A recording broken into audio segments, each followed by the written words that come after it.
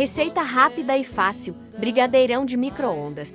Você vai precisar de 3 ovos inteiros, uma colher de sopa de margarina, uma xícara de chocolate em pó, bata tudo muito bem.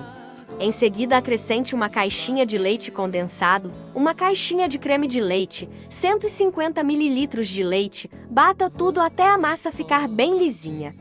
Agora despeje tudo em uma forma untada com margarina e leve para o micro-ondas.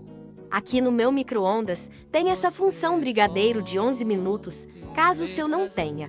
Ou seja até mais potente, você pode colocar 7, 8 minutos e quando acabar o tempo, é só dar uma olhada. Caso não estiver bom, adicione mais um tempinho e estará pronto.